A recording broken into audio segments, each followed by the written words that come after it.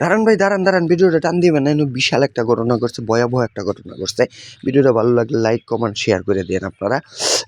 এই যে দেখেন, এই যে বাঙ্গিরি যে আপনার ওই ময়লাযুক্ত পলিথিনগুলো উড়াই নিল, এই উড়াই নিয়ে কিন্তু হাত ধোয় নাই, কিছু নাই, অমনি আপনার এই বাচ্চারা মজা দিতেছে। এই মজা দেওয়ার কারণে এখানে কত কিছুই থাকতে পারে, কত আবর্জনার জায়গাতে নিচে কত কিছুই থাকতে পারে, থাকার কারণে এই বাচ্চারা খাইয়া পেটের অসুখ, অন্য রোগ, মানে বিভিন্ন ধরনের রোগ হতে পারে। আমরা বুঝবোই না, ওই লোক যারা, যে বাচ্চাদের এই সমস্যা কোত্থেকে হইলো, কিছু খাইলো না, কিছু না, কিন্তু দেখেন গোপন রহস্য কোনো আটকে রয়েছে, এইখান থেকে হইলো। তাহলে এই লোকে কিন্তু পলিথিন ব্যবহার করতে পারতো, এরপরে আপনার চামিচ ব্যবহার করতে পারতো, করার কারণে কিন্তু ওই ময়লাগুলা ওই মজার সাথে আইতো না।